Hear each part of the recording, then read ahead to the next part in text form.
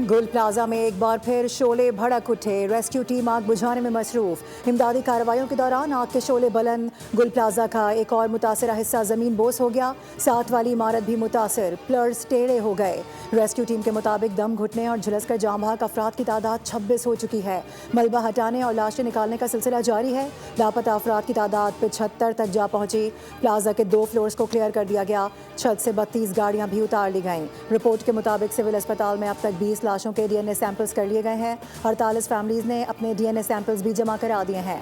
गुल प्लाजा में आग लगने से मुतालिक तहकीकाती कमेटी का इजलास आज तलब किया गया है, जिसमें वाक़े से मुतालिक जमा किए गए डाटा का तफसीली जायजा लिया जाएगा। जी डेड बॉडीज़ और जो हमें लिस्ट शेयर हुई है 81 की है इंफॉर्मेशन डेस्क में। 39 हमने लोकेशन कंफर्म करवाई हैं, वो लोकेशन गुल प्लाजा एंड सराउंडिंग एरियाज़ की हैं और कुछ डबल नाम भी आ गए हैं, तो 74 के करीब। जो फ्रंट साइड है वहाँ से भी हमने एक हिस्सा कंप्लीट चेक कर लिया है। अब हम दोबारा कोशिश कर रहे हैं कि हम दोबारा सेकंड गेट क्रॉस करके सेकंड साइड पे निकलें। रेस्क्यू एंड सर्च ऑपरेशन बदस्तूर जारी है। गुल प्लाजा की इमारत का 40% हिस्सा गिर चुका है। SBCA माहिरीन ने मुआयने के बाद बताया कि दीगर हिस्से भी इंतहाई कमज़ोर हो चुके हैं। इसलिए ताजिरों से गुजारिश है कि इंतजामिया से ताउन किया जाए और रेड जोन से दूर रहा जाए। डिप्टी कमिश्नर साउथ जावेद नबी खोसो की मीडिया से गुफ्तगू कहा कि लापता अफराद की फहरिस्त में बाज़ नाम 2 बार भी शामिल किए गए थे। 75 अफराद के लापता होने की तस्दीक कर ली गई है। 39 अफराद की लोकेशन गुल प्लाजा आई है।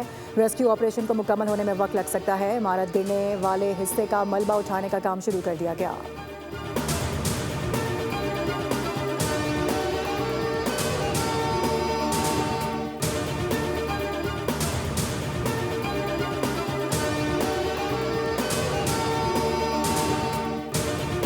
नहीं, अभी तक कुछ पता नहीं लग चुका। मेरी बहनें दोनों ऑस्ट्रेलिया से आई हुई थी, एक स्पेन से आई हुई थी। वो शॉपिंग करने की नहीं आई थी कि चलो हमारे बाबा का भी इंतकाल हुआ 2 महीने पहले। बस मैं शॉपिंग के नहीं आई थी, तो हमें क्या पता था उनकी यहाँ मौत लेकर आ रही है। पहले दिन ये पानी की वजह से नहीं आग बुझी। अगर ये पहले दिन पानी भेज देते तो शायद ये आग पे काबू पाया जाता। 2 दिन आग नहीं बुझाई तो आज क्यों बुझाई है? अब तो सब मर गए, सब जल गए। जब जल के राख हो गए, अब मैं भी उनको जलाऊंगी जैसे मेरी बहनें जली हैं। ऑस्ट्रेलिया और स्पेन से आई 2 बहनें भी सानहा गुल प्लाजा में ताहाल लापता हैं। बहनों की तलाश में आई बहन बोल न्यूज़ से गुफ्तगू में हुकूमत पर फट पड़ी। कहा कि दोनों बहनें खरीदारी करने गई थीं, कहती रही कि हमें बचा लो, लेकिन मैं कुछ ना कर सकी। बहनें वालिद की आखिरी निशानी थीं।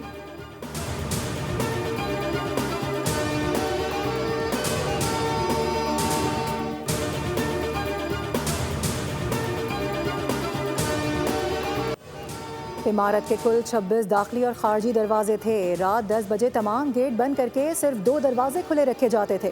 मुतासिरा दुकानदारों के हौलनाक इंकशाफात। बताया कि सानहे के वक्त इमारत में मौजूद लोगों को मामूल के मुताबिक 26 में से 24 दरवाजे बंद मिले। कोई इमरजेंसी एग्जिट नहीं था और आग इंतहाई तेज़ी से फैल रही थी। पूरी मार्केट में धुआं ही धुआं था। दुकानदारों के मुताबिक आग के वक्त बिजली बंद थी, किसी को कुछ समझ नहीं आ रहा था न नज़र आ रहा था। भगदड़ मची हुई थी। धुएं की वजह से महसूर अफराद को सांस लेने में दुश्वारी थी। आग लगने के कुछ देर बाद लोग बेहोश होकर जमीन पर गिर पड़े।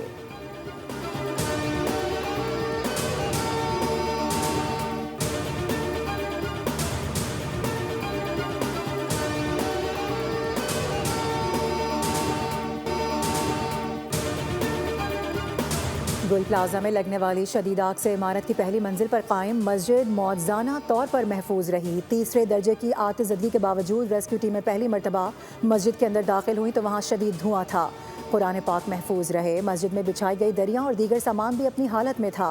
रेस्क्यू टीम के मुताबिक गुल प्लाजा के पहले फ्लोर पर कायम मस्जिद क्लियर कर दी गई है। पहले फ्लोर पर मस्जिद में कोई शख्स मौजूद नहीं था।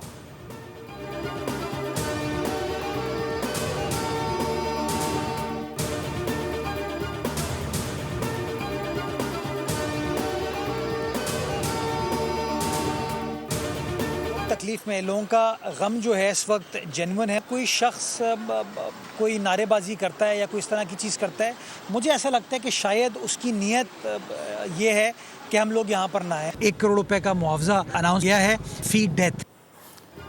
मेयर कराची मुर्तज़ा वहाब की गुल प्लाजा आमाद एक मरतबा फिर मुश्तइल हुजूम ने घेर लिया। पुलिस की भारी नफरी मेयर को डीसी साउथ के दफ्तर ले गई।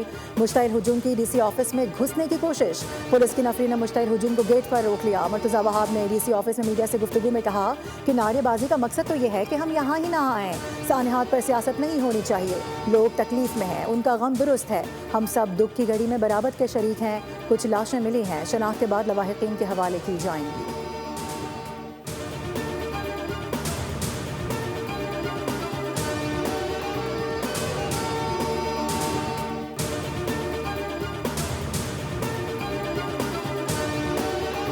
कराची सिर्फ सूबाई नहीं, कौमी और बैनुल अक़वामी शहर है। इसके असरात पूरी पाकिस्तानी मईशत पर पड़ते हैं। वज़ीर आज़म की जानिब से कराची के सानहे पर अमली तवज्जो का फुकदान अफसोसनाक है। सरबराह MQM खालिद मकबूल सिद्दीकी की पार्लियामेंट हाउस के बाहर मीडिया चौक, कहा कि वज़ीर आला सिंध को फ़ोन करना वफाकी जिम्मेदारियों से बरी नहीं करता। ये वाक़या हादसा नहीं बल्कि 17 साला मुसलसल नज़रअंदाजी का नतीजा है।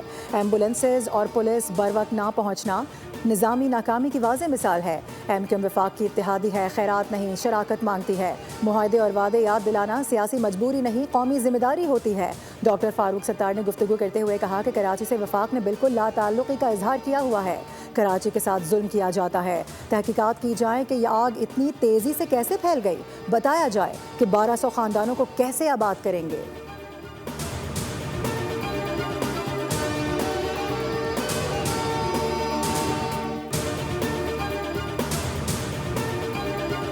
पूरी सिंध गवर्नमेंट मुतहरिक है। फायर ब्रिगेड को वक्त लगा है वहाँ पहुँचते पहुँचते। एक फायरमैन भी हमारा बहुत दलेर फायरमैन शहीद हुआ है इस आग को लड़ते लड़ते। CM सिंध ने 1 करोड़ हर फैमिली के लिए उनके लिए अनाउंस किया है।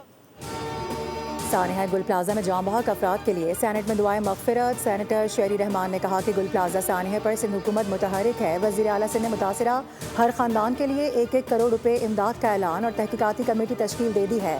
ताहम फायर ब्रिगेड के पहुँचने में ताख़ीर हुई। सानहे में एक फायरमैन भी शहीद हुआ। सेनेटर खालिद अतीक ने कहा कि कराची गम में डूबा है, करोड़ों रुपए का नुकसान हुआ है। सवाल ये है कि जानों का अजाला कौन करेगा। सेनेटर अली जफर बोले कि करप्शन के नताइज आते हैं, बिल्डिंग बाय लॉज सिर्फ कागज़ों तक महदूद रह जाते हैं। JUI के कामरान मुर्तज़ा बोले कि ऐसे सानहात से निमटने के लिए हमें खुद को बदलना होगा।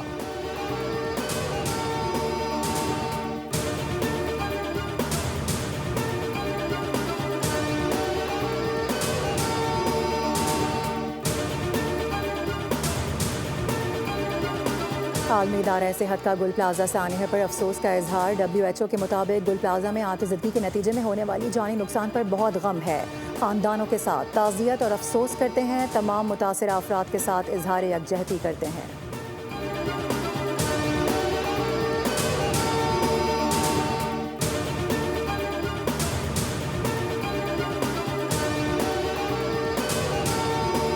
कोयटा के लियाकत बाजार में प्लाजा में लगने वाली आग बेकाबू हो गई। फायर ब्रिगेड की 10 से ज़ायद गाड़ियां आग बुझाने में मसरूफ़। आग ने मुताबिक दुकानों को भी लपेट में ले रखा है। प्लाजा में लोग मौजूद नहीं हैं। अचकज़ई प्लाजा में मोबाइल फ़ोन्स, लैपटॉप्स की 25 से ज़ायद दुकानें हैं। आग सुबह 4 बजे शॉर्ट सर्किट के बाइस लगी थी।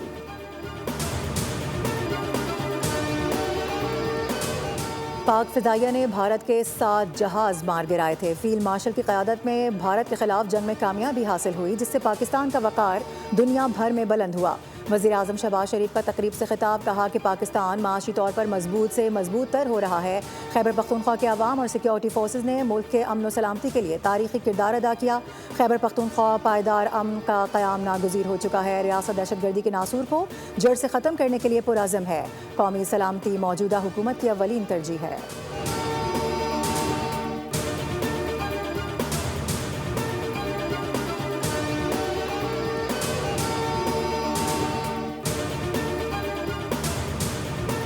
वज़ीर आज़म शहबाज शरीफ वर्ल्ड इकोनॉमिक फ़ोरम के सालाना इजलास में शिरकत के लिए स्विट्ज़रलैंड रवाना हो गए। तर्जुमान दफ्तर ख़ारजा के मुताबिक वज़ीर आज़म आलमी रहनुमाओं के गैर रस्मी सेशन में शिरकत करेंगे।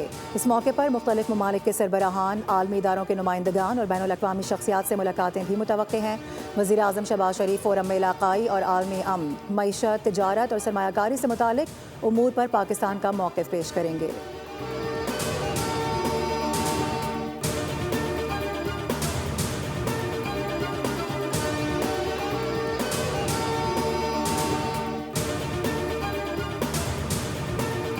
तालीम के बगैर कोई भी माशरा तरक्की नहीं कर सकता। सिंध हुकूमत तालीम के शोबे में कई इक़दाम कर रही है। इनके जेवर से महरूम बच्चों को स्कूल में लाना तरजीह है। वज़ीर आला सिंध सैयद मुराद अली शाह का तकरीब से खिताब, कहा कि तालीम के फ़रोग में निजी शोबे का अहम किरदार होता है। पब्लिक प्राइवेट पार्टनरशिप से मयारी तालीम यकीनी बनाई जा सकती है।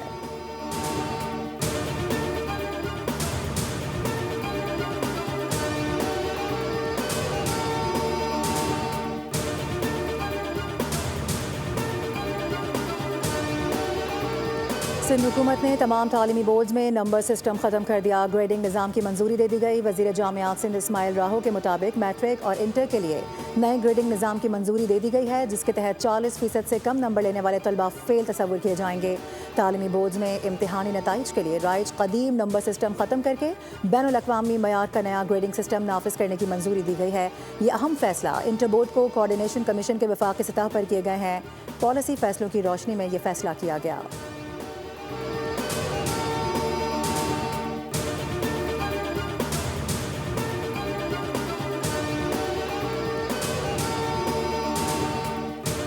पाकिस्तान स्टॉक मार्केट में उतार चढ़ाव जारी। कारोबार के आगाज़ पर ज़बरदस्त तेज़ी के बाद इंडेक्स में मंदी का रुझान।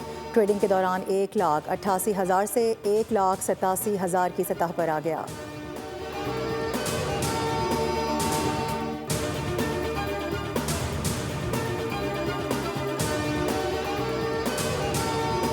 अमरीकी सदर ने नोबेल और नॉर्वे को मुतनाज़ बना दिया। ट्रंप कहते हैं कि 8 जंगें रुकवाने का ये सिला मिला है कि अमन इनाम से महरूम कर दिया गया। इल्ज़ाम लगाया कि मामले पर नॉर्वेजियन हुकूमत असरअंदाज होती है। कहा कि अब अमन के बारे में सोचना छोड़ दिया है। ग्रीनलैंड का मामला भी इसी मसले से जोड़ गए। ट्रंप ने कहा कि अमरीकी सलामती के लिए ग्रीनलैंड पर कंट्रोल नागुज़ीर हो चुका है। डेनमार्क, रूस और चीन से ग्रीनलैंड का दिफा नहीं कर सकता तो उसकी मालिकाना हुकूक कैसे रख सकता है। यूरोपीय ममालिक ने अमरीकी सदर डोनाल्ड ट्रंप की टैरिफ आयद करने की धमकियों को मुस्तरद कर दिया। बरतानवी वज़ीर आज़म ने इत्तेहादियों के खिलाफ टैरिफ के इस्तेमाल को गलत करार दिया। कहा कि ग्रीनलैंड का मुस्तकबिल सिर्फ ग्रीनलैंड के बाशिंदों और डेनमार्क के लिए है। डेनमार्क के वज़ीर आज़म ने कहा कि यूरोप सदर ट्रंप की धमकियों में नहीं आएगा। फ्रांस, जर्मनी और नॉर्वे ने भी सदर ट्रंप की धमकियों को ब्लैकमेलिंग करार दे दिया। यूरोपीय रद्द-ए-अमल के लिए यूरोपीय यूनियन का हंगामी इजलास जुमेरात को बुला लिया गया।